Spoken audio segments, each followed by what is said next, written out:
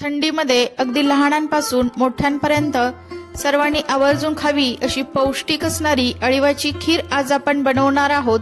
विशेष करून बाळंतणीने या खिरीचा आपल्या आहारामध्ये समावेश करणं अत्यंत गरजेचं आहे। त्यामुळे आपल्या शरीरातील हिमोग्लोबिनची लेवल तसेच कॅल्शियमची लेवल व्यवस्थित राहण्यास मदत होते। कंबरदुखी असेल किंवा केस गळतीवरती सुद्धा अळीव हे खूप फायदेशीर ठरते।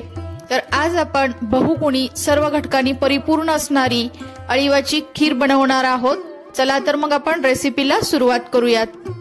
खीर बनवण्यासाठी मी इथे ह्या चमच्याने 2 चमचे इतकं अळीव स्वच्छ निवडून घेतलेलं आहे। अळीव तुम्हाला कोणत्याही किराणा मालाच्या दुकानात किंवा डीमार्ट मध्ये इझिली मिळून जातं। तर हे अळीव जसे हुलग्याचा कलर असतो तसा अळीवचा कलर असतो, परंतु एकदम बारीक असं हे अळीव असतं। तर तुम्ही ते बघू शकता, अळीव हे अशा प्रकारे असतं। तर सुरुवातीला आपण हे पाण्याने स्वच्छ असं धुवून घेणार आहोत। तर इथे मी अळीव पाण्याने स्वच्छ असं धुवून घेतलेलं आहे। आता आपण यामध्ये पाणी घालायचं आहे आणि साधारणतः 10 ते 15 मिनिटासाठी आपण असंच हे अळीव भिजत ठेवणार आहोत। तर तुम्ही ते बघू शकता, अगदी 10 ते 15 मिनिटानंतर आपलं अळीव अगदी व्यवस्थित भिजलं गेलेलं आहे आणि मस्त असं फुललं सुद्धा आहे। तर आता आपण याची खीर बनवणार आहोत। त्यासाठी मी एक पातेलं गॅसवरती ठेवलेलं आहे। त्यामध्ये आपण एक मोठा चमचा भरून तूप घालायचं आहे आणि या तुपामध्ये आपण बारीक चिरून घेतलेले काही ड्रायफ्रुट्स घालणार आहोत। त्यामध्ये मी काजू, बदाम, पिस्ता आणि बेदाणा घातलेला आहे। तर हे अगदी आपण 1 मिनिटासाठी तुपामध्ये परतून घेणार आहोत।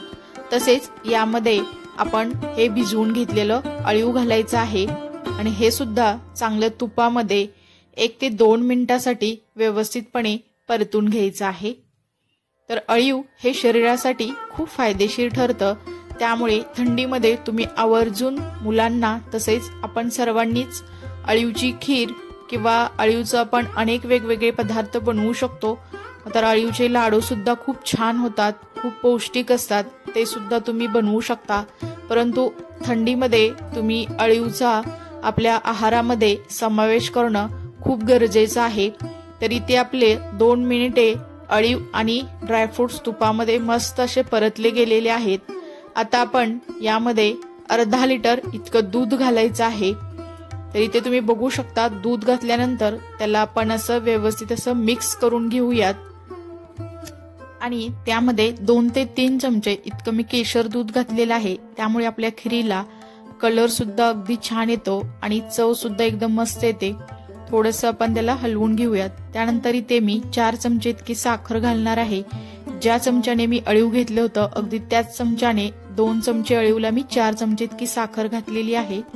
आता आपण याला व्यवस्थित असं हलवून घेऊयात आणि साधारणतः हे असंच आपण 5 ते 7 मिनिटे लो टू मीडियम गॅसवरती आपण ही खीर शिजवून घेणार आहोत। तर त्याला आपण अधूनमधून थोडंसं हलवत राहायचं आहे आणि त्यानंतर आपण इथे साधारणतः पाव चमचा इतकं जायफळ आपण इथं किसून घालणार आहोत। त्यामुळे खीर अगदी स्वादिष्ट अशी बनली जाते। त्यानंतर आपण त्याला थोडंसं हलवून घेऊयात आणि असंच आपण अजून 2 ते 3 मिनिटे आपण बारीक गॅसवरती खीर शिजत ठेवूयात। तर तुम्ही ते बघू शकता, अगदी 5 ते 7 मिनिटानंतर आपली खीर अगदी व्यवस्थित अशी शिजली गेलेली आहे आणि मस्त असा खीरीला आपल्या कलर सुद्धा आलेला आहे। ही खीर खाण्यासाठी खूप उपयुक्त आहे।